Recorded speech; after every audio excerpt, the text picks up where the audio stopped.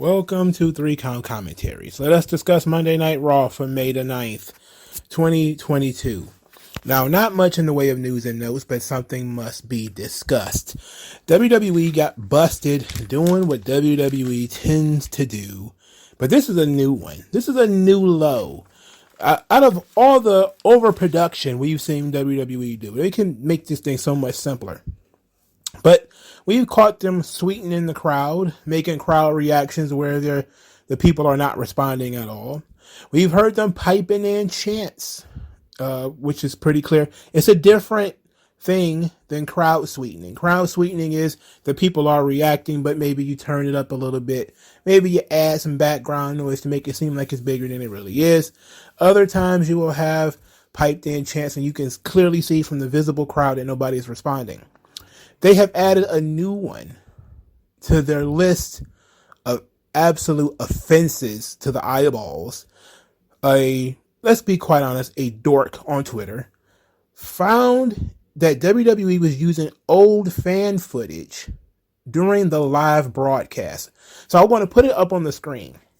I wish I could give this guy his flowers for being an absolute nerd and catching this. But the event is thus. The offense is thusly, during WrestleMania Backlash, WWE got busted replacing crowd cuts. So what they did, they took a crowd cut from 2012, a John Cena segment, and transplanted it onto WrestleMania Backlash. They took an old crowd reaction from 10 years ago and grafted it onto, they have turned these things into absolute Franken shows. You don't know what the fuck is real and what isn't. You used to think that, oh yeah, everything except who wins and who loses is real. Now you see through everything. You can hear the piped in chants. You can see them piping in chants. They've gotten so fucking lazy and terrible with it. And I've heard that WWE has been doing this stuff for a long time. And no doubt, I'm sure that they have. The Thunderdome exposed a lot of their business. Like, they're like a guy walking around with a bald spot. You know? They got the comb over. They're trying to cover it up. There's one specific box of noises that they used. And they used it all throughout the Thunderdome era. With I'm pretty sure you heard it. With the loud, lingering scream. I heard that fucking lingering scream so many times. And I say either that woman works there and she does that. That's the only thing she does. Is she screams in the background, or they're playing a vocal recording. And clearly they were. Even on live broadcasts, they were still using the voice box bullshit. Now they're grafting the crowd. So now when they cut away from the crowd, you don't know whether that's a real crowd reaction or it's some shit from 1987. It's an absolute Franken show. You don't know what the fuck is going on. Excuse me, YouTube. I know I shouldn't be cussing this early, but fuck WWE. All right, look. I'm against all of this shit. Right? Let the show speak for itself. If this was a taped show, I would kind of be like, okay, whatever. You know, post-production, you do what you do. I've watched a lot of wrestling in my time. A lot of it was taped and recorded. You know, I know that sometimes they would graft superstars in a similar way. They would pan the crowd to make the crowd look different, like the building was full, but it was a different facility at a different time or something like that. I know they used to do stuff like that. And that is what people say when they say, oh, they've been doing this for a long time already. Now, here's how the trick works. There will be sometimes an episode of Superstars, and they may not have filled up the building. So what they would do is they would go back into the archives, find an old episode of Superstars where the crowd was full, and then they would graft that onto the episode and say, welcome everyone to WWF Superstars. And it would be a full building, but it was probably 4 fucking months ago or something like that. And then they grafted that onto the show when they do the wide shot, making it seem like all these people are there. And then once the show starts, you almost never see all of those people. They're there though because we panned around to see them, but they're not there when you watch the matches. Now, a lot of those matches were taped. Some of them were not even taped on the same taping, so they may have put together a show, a pastiche of different shows because they were tapings. So you're editing your show. I expect taped products to be edited. I do not expect live products to be edited. That's the thing that bothering me is how good they have gotten it to the point where they can now edit the live broadcast as you are watching it, manipulating your senses. You don't even know what you're looking at anymore. Now, there were some people that maybe I don't know how long ago it was. Maybe it was like a year or so ago. They were like, "Oh, WWE will eventually just replace all the wrestlers with CGI models." And I would say maybe one day they will, especially for TV. And most people will never be able to know. Maybe they'll be able to graft punches that really make contact. Maybe they'll be able to graft kicks that really make contact. Maybe they'll graft digital blood or digital noises like like the video game or something like that, where it'd be like Killer Instinct. Why not? I mean, you're already sweetening the crowd. You're already showing fake crowd reactions. You already put me in this universe where nothing fucking matters and nothing is fucking real. So why not? Why not put out fake blood? It's blood on TV, but it's not blood when you're there in person. Or something silly like that. Why not? What would be the good argument against doing something like that? It enhances the show, pal. Look, I'm all for it. If you want to enhance the show, I get it. But enhance the taped fucking shows. If Raw was a dud and it's, it got no crowd reaction and you want to put it up on Peacock, edit it and say, well, we're going to edit this show. We're going to put it up on Peacock. We're going to sweeten the crowd, use our fake crowd, response and all that bullshit. Go right ahead. But for the live product, that is absolutely, it's offensive to a lot of people, even when you do it on the edited product. But how desperate and pathetic and lazy do you look when you can't even script something to get the real reaction that you want? So you have to graft fucking fake reactions in order to get the reaction that you want, in order to convey and manipulate the audience. It's absolutely stupid. It's absolutely stupid. And yes, I could talk all day about how much of a dork do you have to be to even remember, or how do you even pay attention to these fucking crowds to even catch this? But at least some people are autistic enough to do so. So I salute him. I don't diss him. I salute him. Good job on catching WWE pulling this bullshit. Because people have caught them doing it before, but never to this degree. And it's absolutely just awful. It's absolutely awful. I can't believe. And the guy's name is Wrestling Snowman, at Wrestle Snowman on Twitter. He is the one who busted them. So I went and took a look. Apparently, I think the dead giveaway was a certain member of the crowd. I thought maybe he was one of the guys in the crowd, but ultimately it was a certain member of the crowd that set him off. So there that goes. WWE overproducing the show. Once again, you can't trust what you're watching. I'm all for watching a show, and I know in watching the show, especially watching a wrestling show, nothing is as it seems. But when you have stitched together this show to the degree that I don't know what is real and what isn't, I've been in the crowds for WWE. I've felt the real reactions. You don't need to sweeten the audience. You don't really need to. You don't really need to fake cut to the crowd, to fake crowds from 10 years ago. You don't really need to.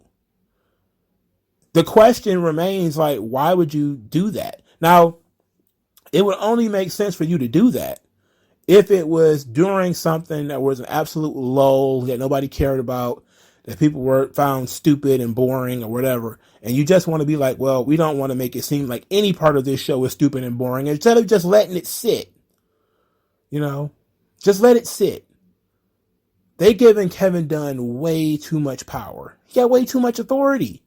He's editing the fucking live show now. I can't deal with this. It's bad enough with the fucking constant camera cuts and the juggling up and down. And there was a guy who I think he was talking to Conrad Thompson about why they started doing the camera shake. And he says that, I forget what the guy's name was. I'm not going to look it up because I'm going off the cuff. He said that they initially started doing the camera shake for the Shield. And the reason they started doing it was because they wanted to make it seem like, it was chaotic. And for some reason, what happened where they started doing it for the Shield to make the Shield feel special, it just became a thing that they do. So now every time you turn around, there's a fucking camera moving, constant cutting. And, and he says like, oh, well, now we do it to hide the magic. Guy misses a punch. You cut away from the punch being missed so you don't know that he missed it. I know, I see that stuff. I understand it. But it's overproduced. It is an absolute Franken show with pastiches of old shows, Thunderdome shit, just a bunch of shit. You don't know what's going on anymore. You're lost in this malaise. And it does make the show very difficult to watch. The fake crowd reactions, very difficult to listen to. Thankfully, I don't really pay that much attention to the a lot of the crowd reactions anyway. That's like I don't pay attention to a lot of the stilted commentary. That's another problem. You have a lot of stilted commentary because people are being fed lines. So you're looking at this thing and it's just so much. It's just too many. You can see the strings. It's just too much. It's way too much. You need to scale this shit back. Even if it means that the production doesn't look as great. Even if it means the building looks emptier. Even if the crowd reaction doesn't get up there the way that you want it to. That's an absolute indicator that you're doing something wrong. If you have to sweeten the audience, if you have to cut away and make these pastiches, then clearly you're doing something wrong. If your buildings are fucking empty and you have to show fake crowds from 15 years ago or whatever, you're clearly doing something wrong. If you can't generate that crowd reaction naturally, you're doing something wrong.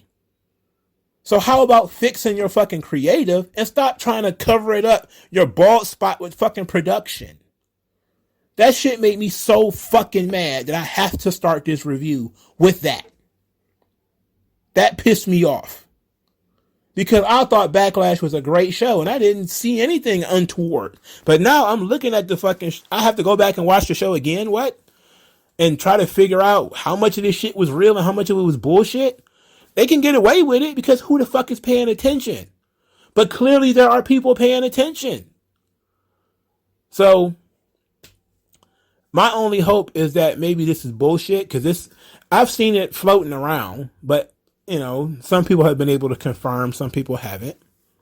So I'm going to, I feel like it's true because I know for a fact they used to do it for superstars.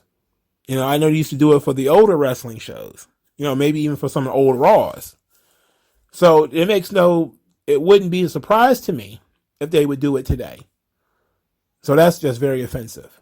All right, so let's finally talk about Raw. All right, so, oh boy, let's get started. RK Bro, start the show. I forgot. We got to talk about 20 years of Batista. We're going to do a 20-year Batista thing. We're going to do that at the end. How about that? We'll talk about Raw, then we'll talk about Uncle Dave. The real Uncle Dave. So, RK Bro. They lost the battle, but they will win the war. They have now turned their eyes back to title unification, and that they're going to go to SmackDown to force the Usos to sign up for a title unification match. And if Roman doesn't want them to do it, that means it will be proof that he does not have any confidence in the Usos. Street Profits interrupt, says that they took a tough loss last night, but the Bloodline who they need to worry about, and that it will be the Street Profits that would unify the tag team titles. And then they made a joke about 420 making their brains foggy, to which Riddle responded, RK Bro, 420 just smoked their asses because the Street Profits want to smoke. All right, so the match is on. The match is up Street Profits versus RK Bro Tag Team Championships. RK Bro win with a frog splash countered into an RKO. Great finish. Gotta say that was a great finish. But they did tease some dissension in the ranks of RK Bro with the floating bro on Randy. So, all right, so we get that the tag team unification thing is not over. It ain't over. So they're going to just go right back into it. This time they probably will actually do it. All right. The Street Profits have been beaten like a drum in this situation. There really is no, they just show up and lose. I mean, whatever. That's what happens when you're a legit tag team and you've been around for a long time.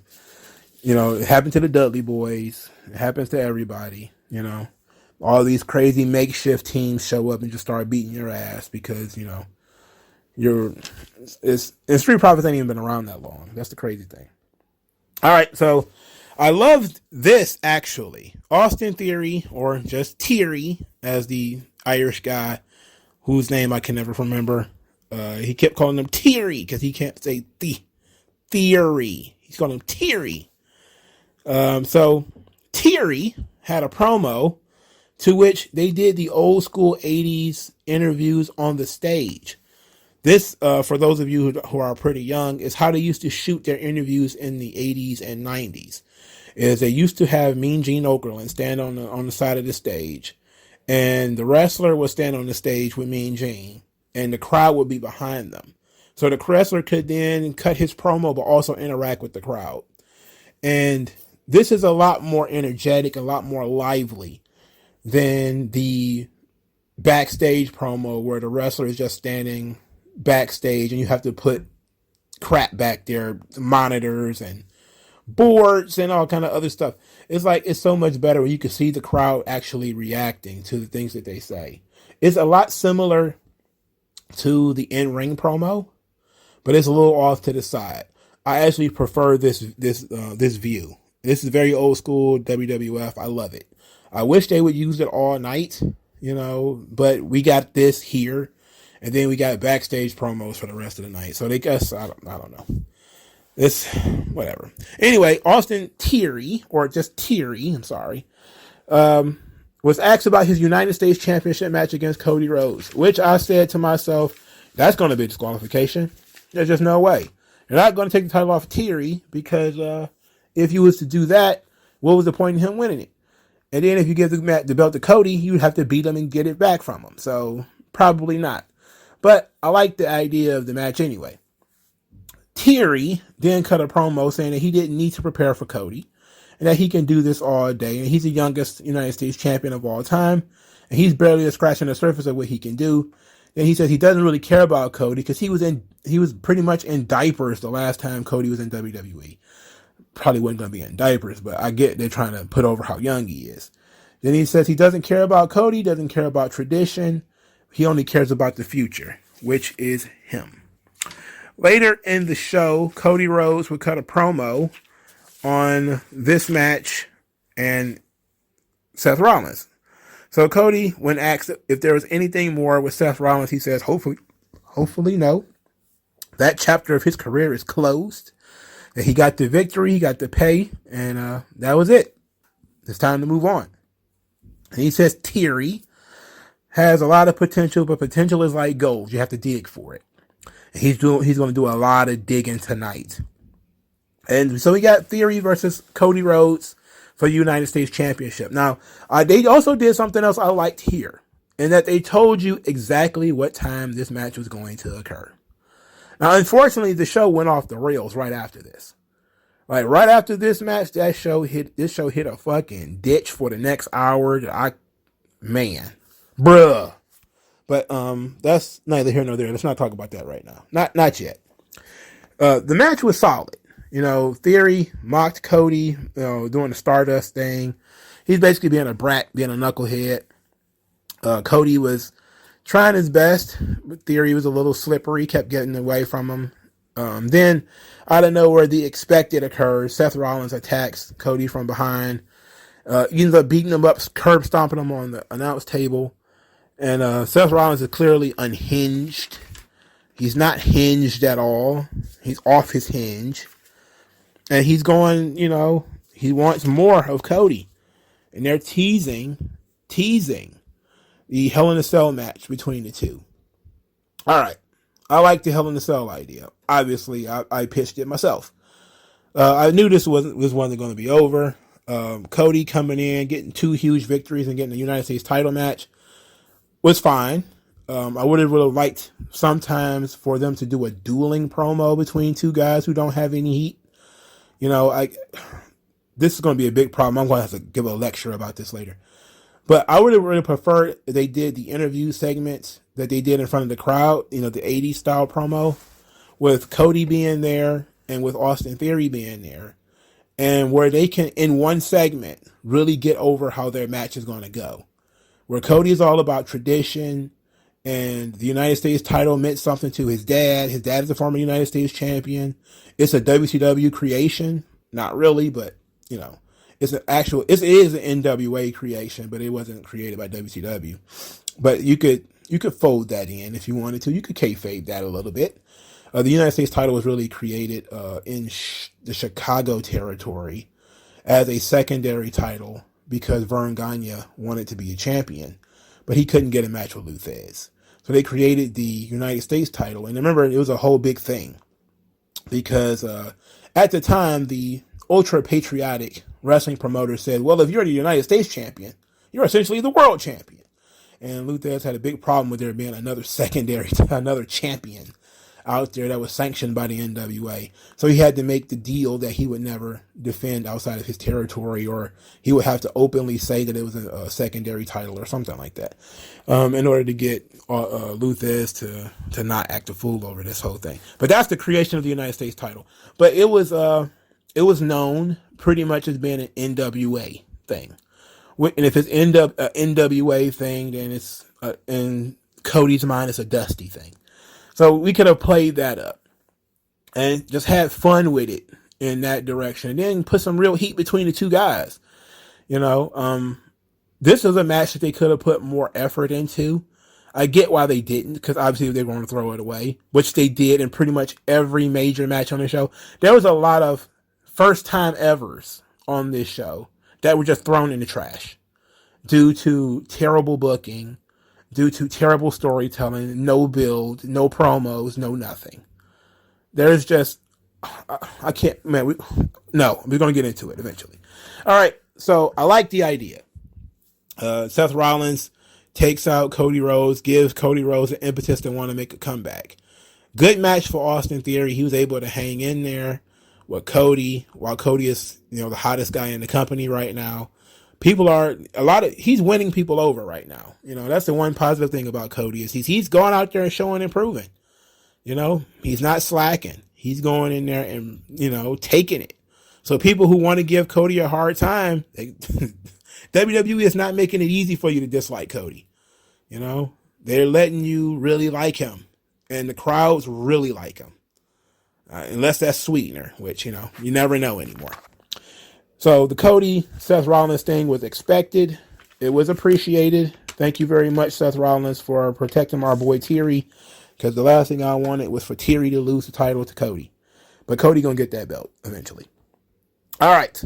So the next segment was Edge. Edge debuts a new haircut, and he also debuts Rhea Ripley and Damian Priest as the Judgment Day. Edge loves Rhea Ripley so much he stole her haircut. I think he should have gone to his haircut that he had when he first retired. I don't know why he went with the Rhea Ripley. I don't know why he went with that. I don't know why he went that route with it. But I liked his. I don't mind his hair short. I think that cutting his hair was perfect for the character change. I think once he changed his music, everything was pretty much on board for change. And I'm fully in the camp of, if you're going to change your character, change your presentation too, and your character and presentation should all morph and change together. So I'm really liking that Edge went and got this haircut. I like it, even though I don't really think that he should have stolen Rhea Ripley's haircut.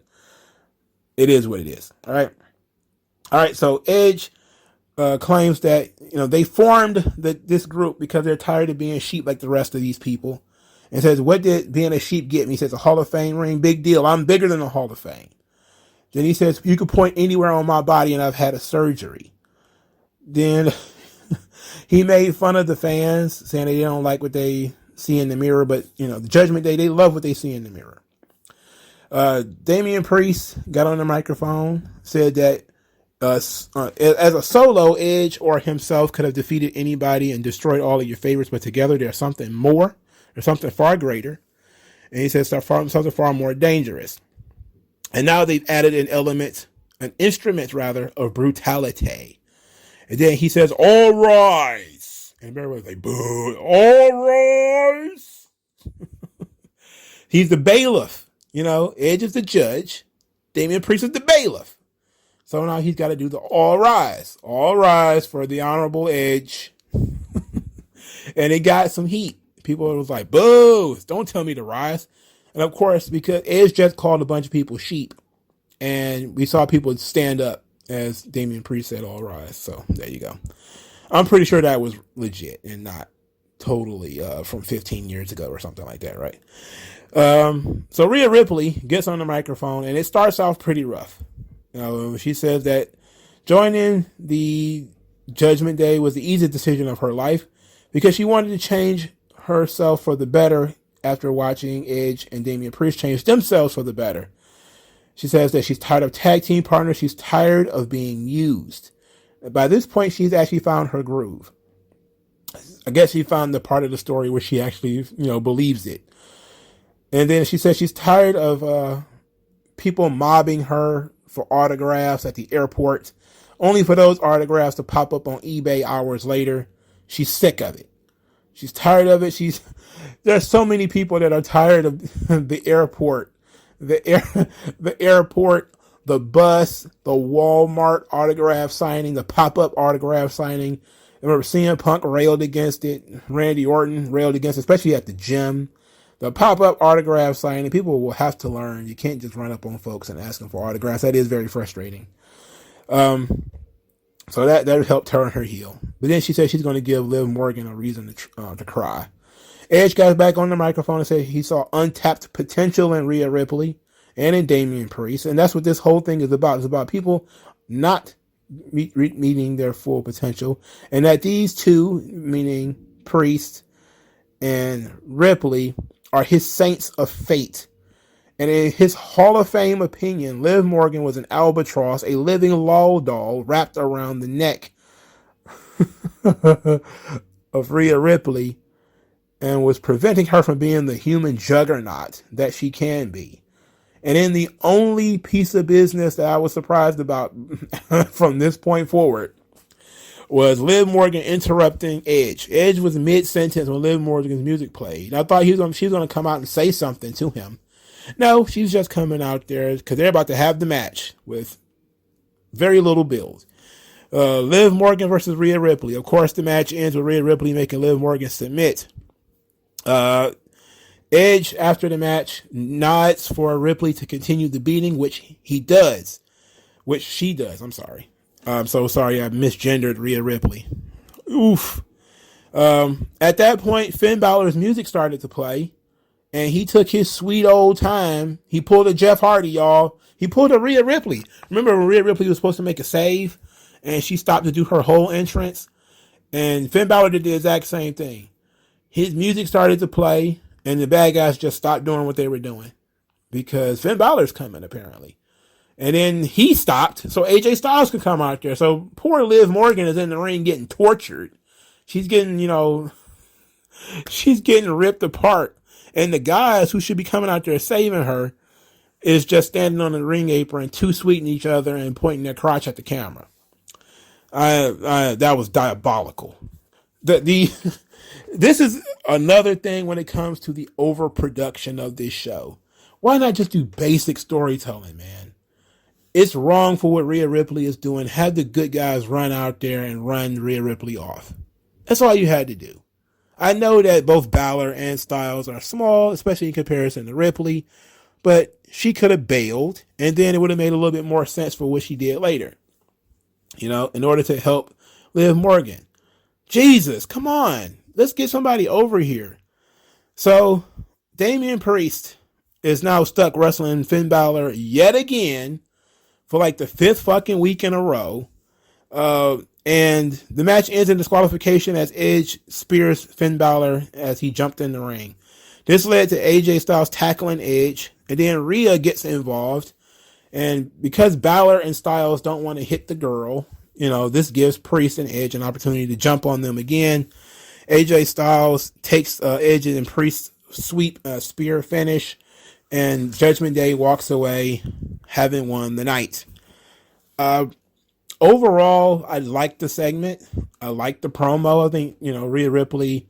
Now, the Rhea Ripley story, believe it or not, there was a joke. The Russell Cringe thing. They got so caught up in this horse shit. It was funny.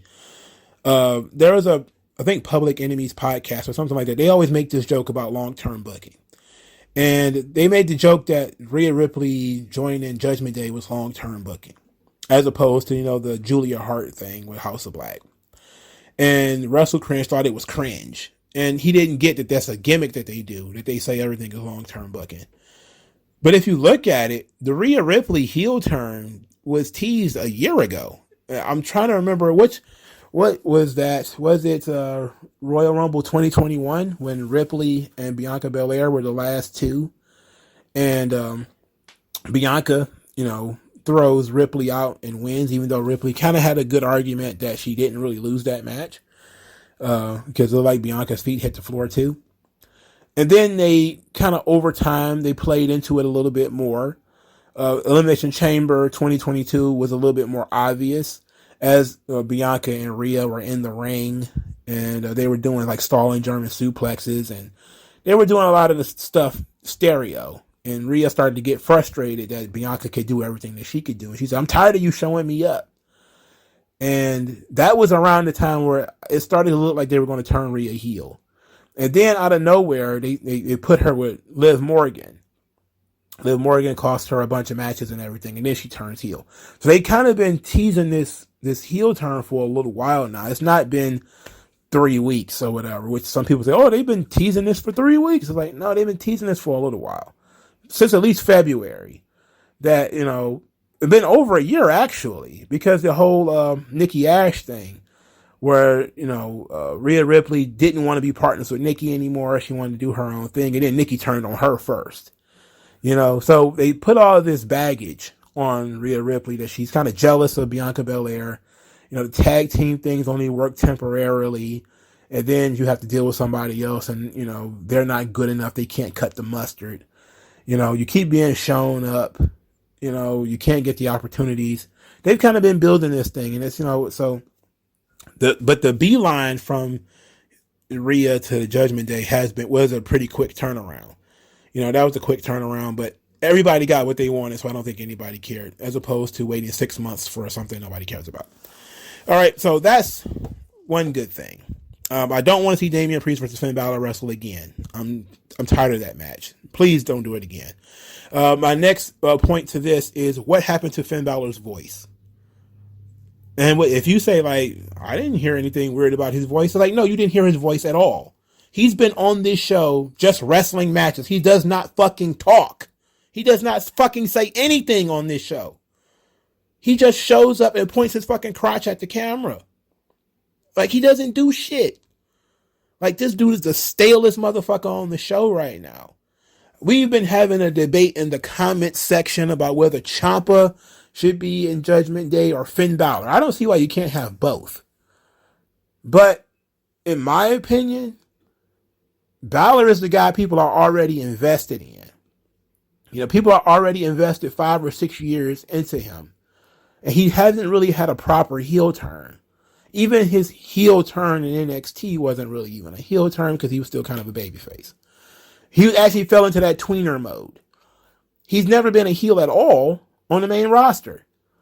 Why not give him that heel turn? I say, let's give the fucking guy his voice back at least. Let him fucking talk. He just comes out there and wrestles fucking matches. It makes him the most boring motherfucker in the world. He doesn't say or do anything. All he does is too sweet and point his fucking crotch at the camera. Where's his fucking voice? Why have you taken his fucking voice away from him? What the fuck? This makes no sense. You obviously see something in him. That's why he's still there and he didn't get cut. We know that he has value. Then let him fucking increase his fucking value. Him nor AJ Styles cut a promo on this show. Why not? I don't fucking know. I don't know. Now, last thing I want to talk about when it comes to this segment, Liv Morgan. Now, Liv Morgan works as a tag team wrestler. She's probably going to be in the corner of Finn Balor and AJ Styles. A great rub for her. But I think once that is over, they should probably team her up with Shotzi. I just think that Shotzi and Liv Morgan is a good team. To me, they seem very similar. Like they would like similar things. And, they have similar taste. And I think that as a trio, Rhea, Liv, and Shotzi could have been fun. But since, they want to keep Rhea as a solo act, which is the right thing to do, if we're being honest, because she's going to be money if they book her correctly. And if they book, Rhea and Bianca correctly, that could be a real money drawing feud. If they do it right, of course. But Liv and Shotzi could really come along. I think they have overlapping fan bases. They have similar interests. If Shotzi ever gets out of the fucking doghouse, I think things could be really cool between the two of them. That's just me fantasy booking, though. I like the idea of Shotzi and Liv Morgan as a tag team. All right, let's move on. MVP and Amos went to the VIP lounge. MVP, of course, reiterates that Lashley was made because of him. This led Cedric Alexander to come out there, who says that he is proud of Amos and that with his technical expertise, they could take over. And MVP was like, wait a minute, what the hell are you talking about? What the hell are you talking about? You're not even supposed to be out here. Lashley comes out there, absolutely obliterates security, MVP security guys. He then wrecks Cedric Alexander. He clotheslines Amos over the top rope. He's finally going to get his hands on MVP. Cedric Alexander saves MVP from Lashley. He gets put in a hurt lock and tossed and thrown around or whatever. And I like this. I like that Cedric Alexander is taking it upon himself to make himself a member of this team, even though they don't want him on this team.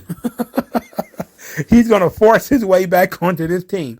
He will not let the Hurt Business die. I think that Cedric Alexander is the physical manifestation of my love for the Hurt Business.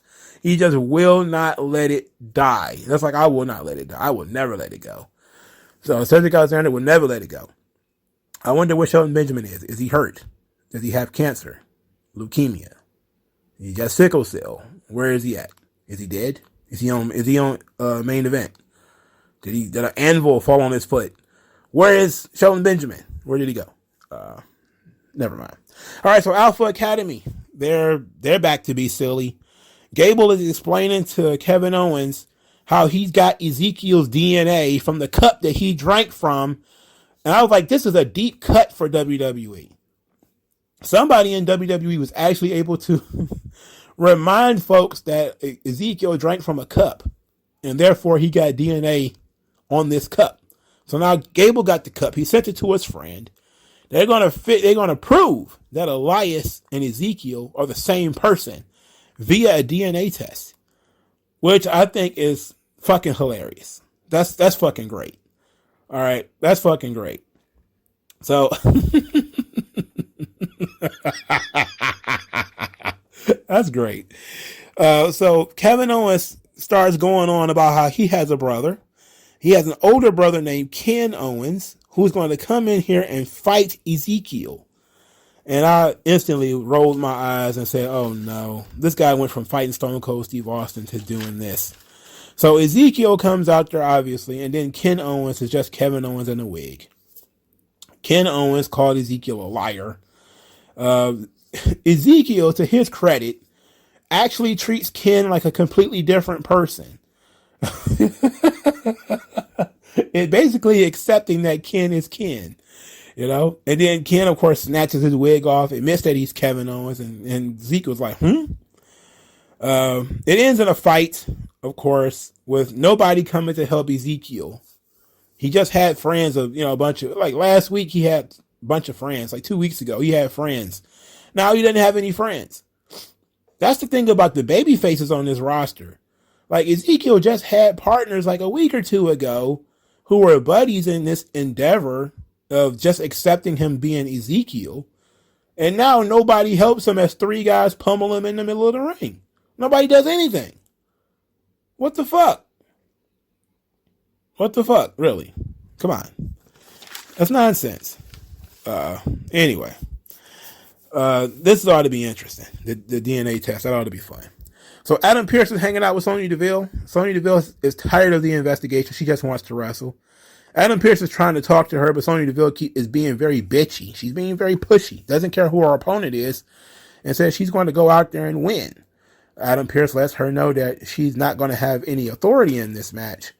And Sonya Deville leaves before she gets the big news, which is who her opponent is. So Sonya Deville is in the ring awaiting her opponent when Adam Pearce comes out there and says the investigation is over and that Sonya Deville has been found guilty of abusing her authority and her contract as a WWE official has been terminated. So Sonya Deville starts selling that shock that she was fired just before this match started. And then Adam Pearce invites her opponent, who is Alexa Bliss. Now, interesting to note, we got some type of mixed version of Alexa Bliss. She had her old theme song without the Fiend version. She walked into the ring normal. She doesn't have any excess makeup or anything like that on. She's as close to being the normal Alexa Bliss as possible. But she still has Lily, the doll, and she still has some of the Firefly Funhouse, childish gear on. So it's like a mixture of the two. And Alexa Bliss wins in very short order with a DDT and a Twisted Bliss to win the match. Sonya Deville never got out of the box. And it was a squash match, which is odd because Alexa Bliss is like one of the smallest people on the planet. But it made sense in so much that Sonya Deville was distracted from the fact that she just got fired, like minutes before this match happened. Like literally a minute before Alexa Bliss's theme song played, she had gotten fired from her job. So after the match, Sonya Deville has an absolute meltdown because she not only got fired, but she also lost. So she is pissed. Now, I don't like that they're doing this with Sonya Deville. Like, she's losing in a short amount of time.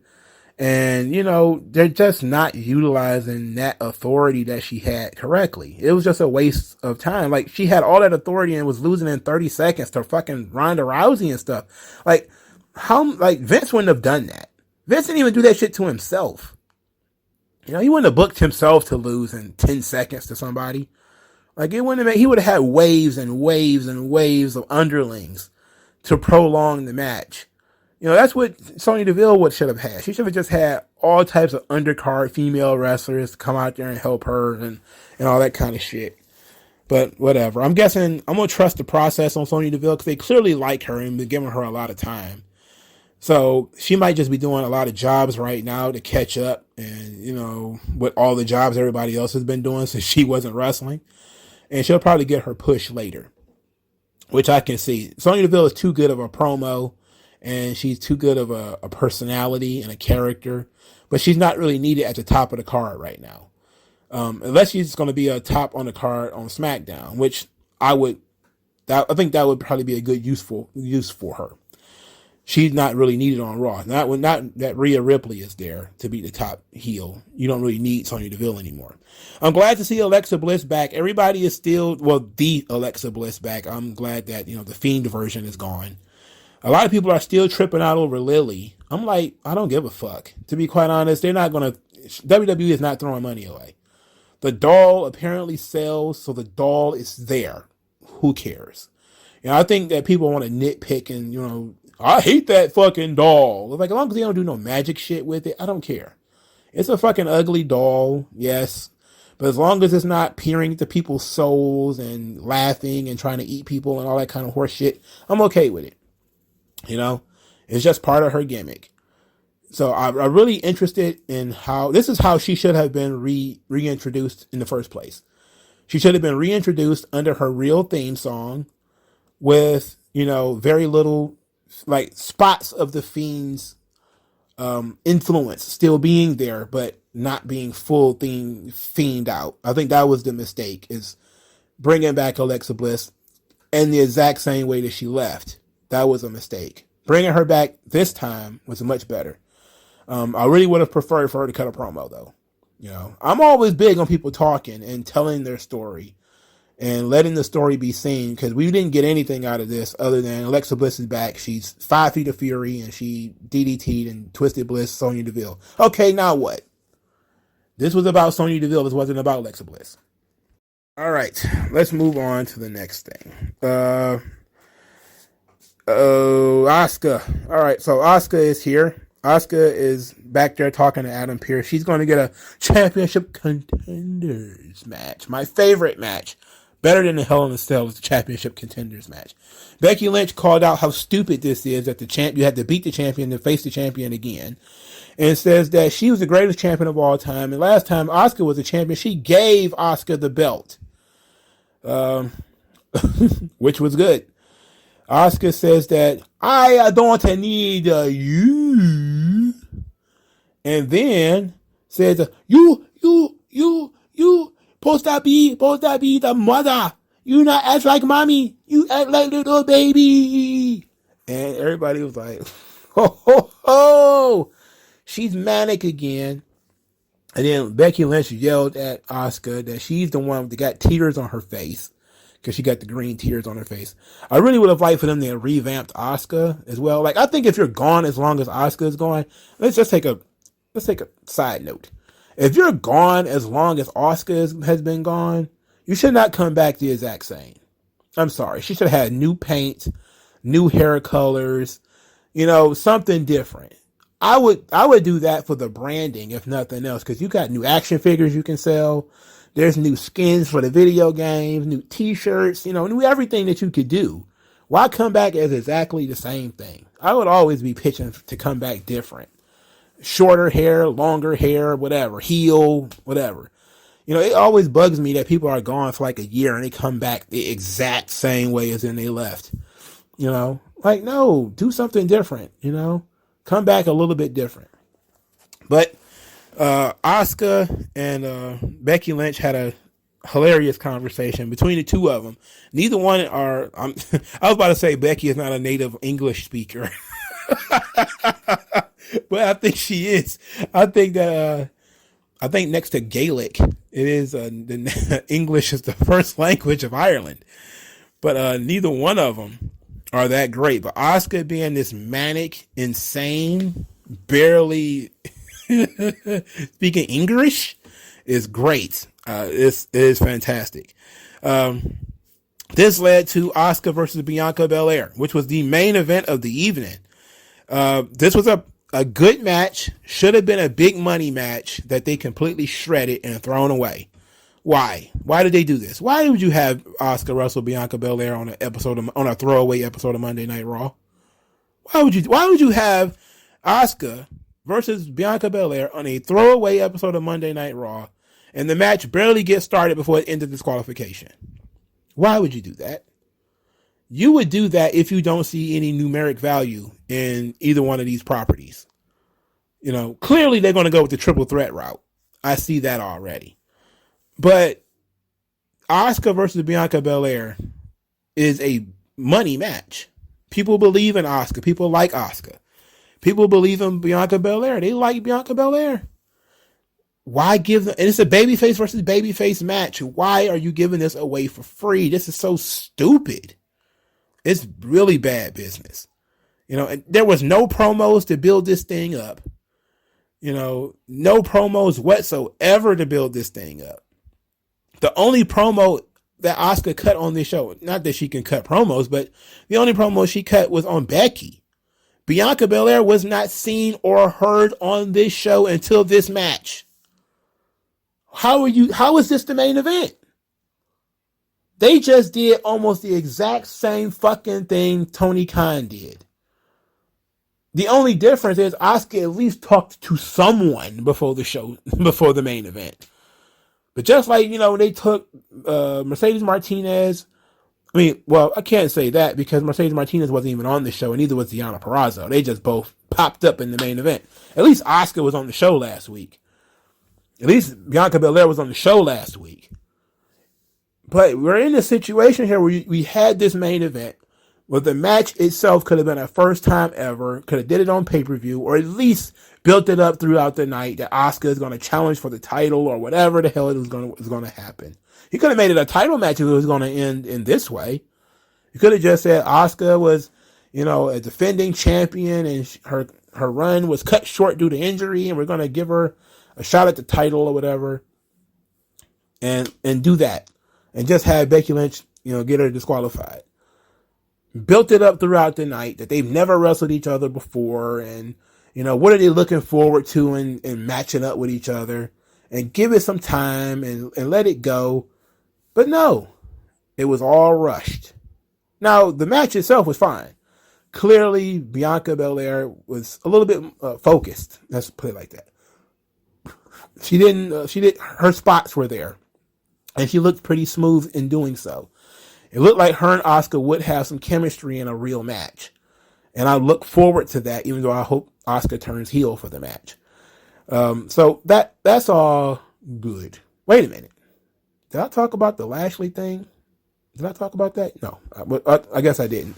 I guess I skipped over it because I was ranting about something else. I'll get back to it, I promise. So Becky throws Bianca into the stairs, beats up on Asuka, and she walks away, having beat up everybody to close the show, which of course tells us that it's going to be a triple threat match at the pay-per-view. Even though it's not official yet, you could pretty much write it in blood. I don't mind the triple threat concept, except for the only problem with the triple threat concept is somebody who shouldn't be taking a pinfall is going to take a pinfall. Asuka is still fresh. She shouldn't be losing. Becky needs to be rehabbed, so she shouldn't be losing. And Bianca's the champion. She shouldn't lose. Maybe we shouldn't book this match. Maybe this is going to end in a clusterfuck. But whatever. I like Asuka and Bianca. I think that's great. Asuka and Becky can make some money too. I think there's some money in every iteration of this match. Becky, Bianca 2, 3, because I think they had a match on Raw. Becky and Asuka and Bianca, there's money to be made in all three of these realms. So I'm not mad at it. I'm not angry. All right, so to go back to the rest of the show, Veer Mahan defeated some guy named Frank Loman. Frank Loman looks like a stereotypical WWE guy, and I wouldn't be surprised if I didn't see AEW fans say that WWE went and found a guy who looks like Wardlow and had Veer beat him up. I should start that conspiracy theory. I should create a burner account and say that WWE is making fun of AEW by having a guy who looks just like Wardlow do a job to Veer Mahan. That would be hilarious, wouldn't it? And the crazy thing is, if you saw Dave Meltzer, who says that the Usos were stealing moves from the Young Bucks, if you believe that, you would probably believe WWE booked a guy who looks like Wardlow to lose to. Oh God, I'm not gonna troll. I'm not gonna do that shit. I'm just gonna talk about it on this channel so we can all laugh together. So Veer won. He's not going anywhere fast. Nothing matters. This Frank Loman guy says he got a wife and triplets. That was funny. I don't believe him though. He looked like a my wife's got triplets kind of guy. He looked like he's a I don't have a wife kind of guy. He looked like a gym bro. All right. So Sasha Banks and Naomi defeat Nikki Ash and Doudrop. Nikki Ash is still Nikki Ash. Doudrop is still Doudrop. After the match, Doudrop was upset with Nikki and told her to take this seriously. And I wish WWE had taken this seriously, because as Doudrop is doing her thing in the ring, the Miz's music started to play. And I'm thinking, what the fuck did Miz got to do with this? And the answer is nothing, because by the time he gets to the ring, Nikki and Doudrop are gone. Now, Doudrop is a big girl, right? I'm pretty sure they didn't throw a sheet over her and she vanished. How the hell did she get out of there so fast? It takes Malachi Black forever to get from point A to point B. Doudrop got him by like 75 pounds and she gets the fuck out of there. She got out of there quick. So the Miz comes out and he's dressed like a referee. I'm like, what on earth is going on here? Where the Miz is dressed like a referee. And then we find out, yes, Mustafa Ali will be wrestling Ciampa. The first time ever. Ciampa, Mustafa Ali. The Miz will be the referee. He's the only one who gets an entrance. He's the only one who gets to talk. Mustafa Ali doesn't get to talk. Ciampa doesn't get to talk. Neither one of them get entrances. So nobody's a star. The star of this thing is the fucking referee. It's the Miz. This is where I was officially checking out of this show. Like, I was checking out of this show already after Cody and Austin Theory. But I tell you, my brain was like, bro, what the fuck are they doing? They have to have just decided to throw this shit out there. Just like, get it out there. They had a special match, a special guest referee match, for a match that has never occurred before. They didn't build it up at all throughout the evening. Neither guy got to speak on the match at all. As a matter of fact, nobody knew the match was even happening until the Miz came out there. So they threw this match out there cold as a dead fish. Cold as a fucking fish market. They threw Ciampa and Ali out there. Gives them no opportunity to get over. The star of the show is the Miz being a goofy heel referee. Ali has the guy pinned. The Miz, of course, don't count the pin. He's the star of the show. He's getting all the attention. Look, I love the Miz. But for fuck's sake, we're supposed to be getting sympathy on the babyface, heat on the heel. Heels, meaning more than one, meaning also Ciampa. I'm floored by how poorly this was put together. This was so stupid. This was so stupid. You know, Ali, of course, doesn't lose anything because he lost this match. The Miz was cheating.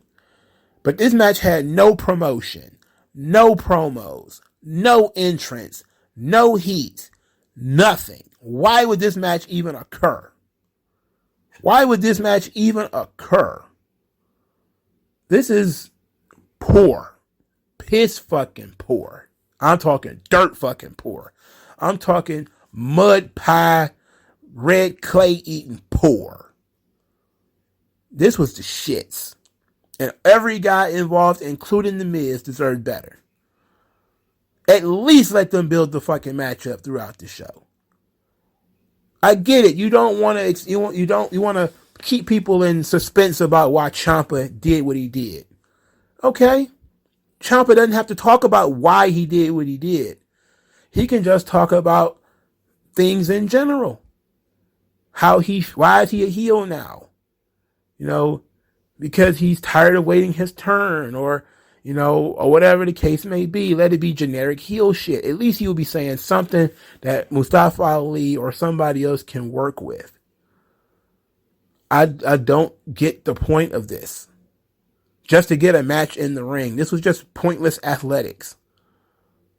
How is anybody supposed to get over? You don't treat anybody like a fucking star. The only person who got an entrance is the fucking referee. That's pathetic. Absolutely fucking pathetic. And they stepped on whatever Doudrop was doing to do this. Not like anybody cares, but, at least get the girls, if you're going to put them out there, at least give them a little bit of sunshine, a little bit of elbow room, for Christ's sake. All right, now we got to double back to Lashley, because Lashley challenged Omos to a steel cage match. And I was like, oh, buddy. Oh, baby. Oh, baby. Sweetheart. I don't know if Omos is ready for that. Okay. Look, we got to take baby steps with Omos. We can't just decide that all of a sudden he's really good. We're going to throw him in anything possible. This is the third match in the series. I'm guessing Cedric Alexander gets involved. I didn't know this, and, it took the dorks on the internet to tell me. that his pinfall loss, he being Bobby Lashley, pronouns, pal, that at that loss at Backlash was his first loss in 7 months. Lashley had not been pinned in 7 months. That should have been the story. Like, that should be a story. Why can't we talk about, Lashley was unbeatable. He was unbeaten. Nobody could pin him. The last person that beat him won the title from him. Was the world champion, was Big E. And, until Omos. Now Omos is the new guy.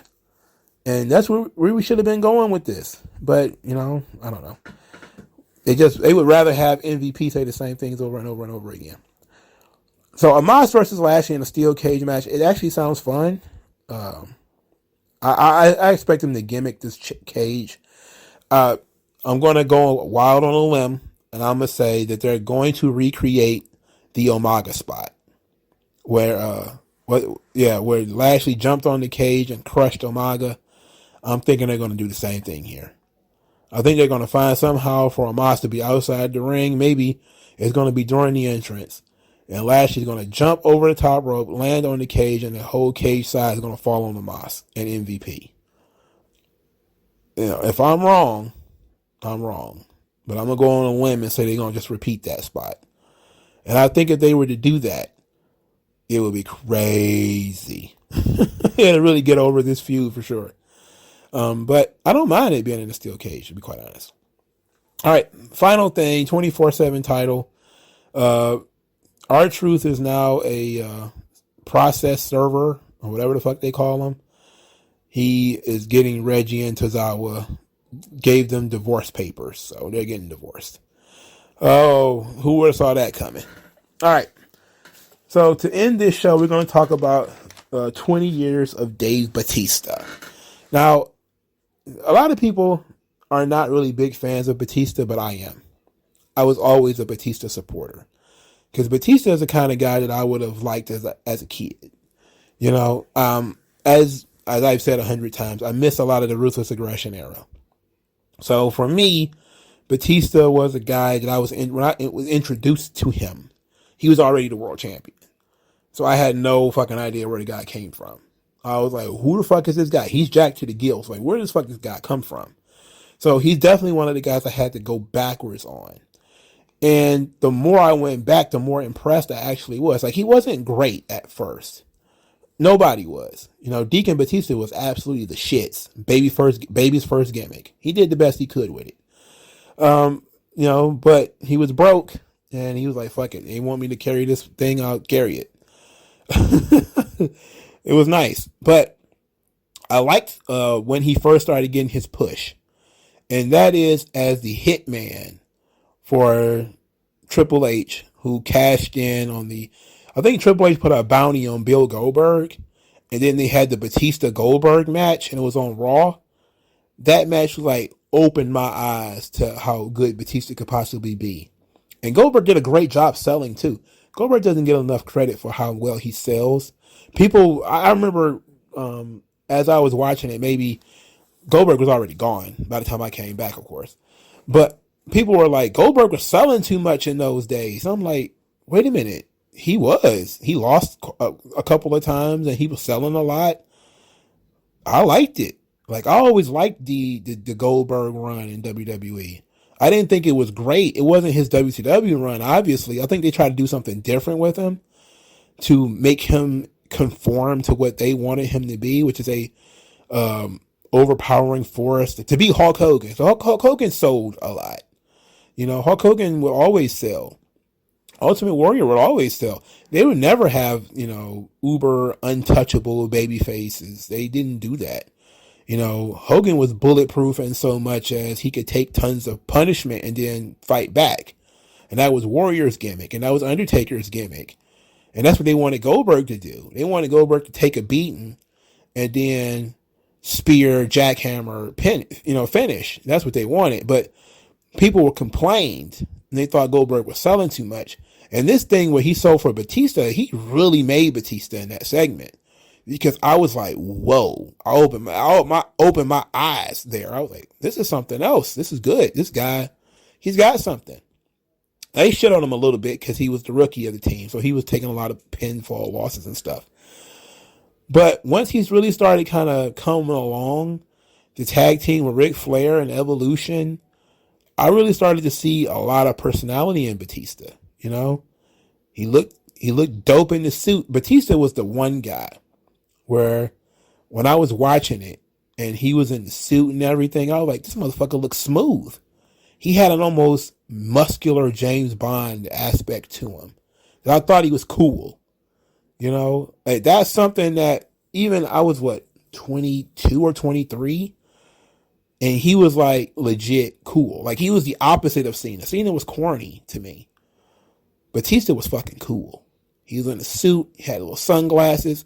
I'll never forget the promo that he told Triple H, maybe you're just not good enough to wrestle me again. That trilogy of matches with him and Triple H, fucking fantastic. The Hell in a Cell match between Triple H and Batista, tremendous. In fact, my second favorite Hell in a Cell match of all time, Triple H Batista. Was it Backlash 2005? I don't think it was Backlash. It's probably a different show.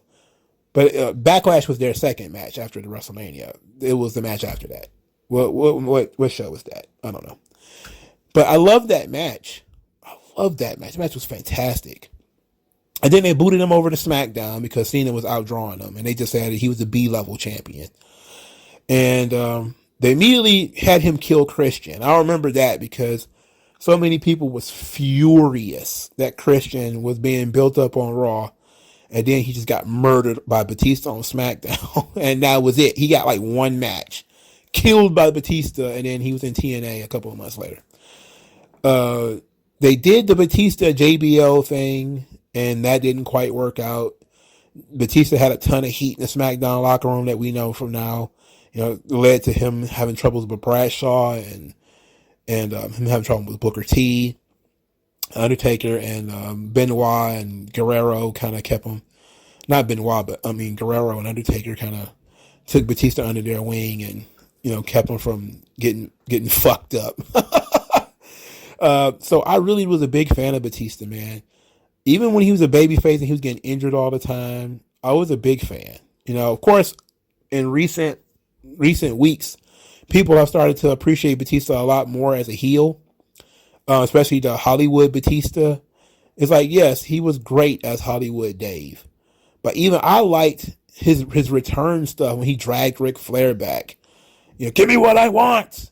You know, I thought all that stuff was good. When he was Blue Tista and he tripped, I thought that was funny. You know, the second run of Evolution when they fought against the Shield, I loved all that stuff. You know, his run with Eddie Guerrero when they were a tag team. And then they had their one quasi pay-per-view main event. It was Eddie and Batista for the title. That was I liked that match too. You know, I really enjoyed that. I really enjoyed his matches with Mr. Kennedy. He had a match where he busted Mr. Kennedy open on the stairs or something like that. They made a Great American Bash. Like, of course, the Batista-Undertaker rivalry, which, you know, definitely cemented Batista as a top guy. The Batista and Edge rivalry was fun. He never had any good chemistry with Big Show because Big Show is a giant lump of dog shit. So, you know, it was what it was. That was such a down point of his career. And Batista was the guy who was a lot like Roman Reigns. And that's why I say, like, people say Roman Reigns is so much like Cena. I'm like, no, he's more like Batista. In so much that people think Roman is cool. You know, even when he was doing Suffer and Succotash, he always had carried himself well. You know, he got the strong features, just looks like a cool guy that you want to hang out with. They were just having him do dorky shit, you know, and there was none of that with Batista. Batista had that edge. He was allowed to have an edge because of the Ruthless Aggression era where you could still bleed and they could still curse a little bit. They could still do a little bit of sex. And like when he did the angle with Melina, where they implied that he had sex with Melina in order to take it easy on Eminem. And then there was that segment he was like, oh no, I feel great. I'm going to kill those guys. Like that's what I loved about Batista. He was so fucking smooth, you know? I think Batista is one of the most underrated guys in WWE. Roman Reigns reminds me a lot of him because when Batista started to really roll, people were hating on him. They hated on Batista heavy because he wasn't a work rate dude. But when you look at that audience and you look at that entrance and you can see that people were behind him 100%, there was no split crowds for Batista. Either you liked him or you didn't. There was no let's go Batista sucks. No. Most people was on his side, especially when that music struck. Most people were on his side. Now the match might not have been shit, depending on his opponent. I don't think he got the best opponents all the time. That was a different era of SmackDown, but because he was stuck with like Mark Henry and Kane and the Great Khali and imagine trying to have good matches with those fucking guys. He didn't get to have a run with like Benoit. He got a short match with Eddie Guerrero, but he didn't get the Undertaker was the only guy that really could work with him there. Most other people were, horseshit. To be quite honest, so. I think he didn't work with Jericho. He worked with Jericho, but that was later, I think, when Jericho came back. So I really enjoyed Batista. I think it's unfair to say he's been around for 20 years because Batista's been gone now for 7 or 8 years or whatever. He was in his 30s when he got his deal. I think he was 35 when he won the world title. And that was the beginning of his push. But they did a great job of making Dave look cool, of making Dave come across as being mature and still had that violence to him, where he was a man on both sides, like I said, like a James Bond, where there was an elegance to how he dressed, the sunglasses and the suits and everything. But then he takes all of that off and he's the animal. He's shaking the ropes and viciously powerbombing guys and that kind of stuff, but still had good verbal presence and good physical presence. I'm a big fan of Batista, and I'm glad that he got to go out on his own terms. And, he's another one of those guys that I'm a fan of, but politically we don't see eye to eye. So I'm a big fan, let me know what you guys thought in the comment section below. Like, share, subscribe. I threw a lot at y'all today. I'll talk to you guys later, man. Peace out. MagMongoSlade. Best house I ever drew, Daddy.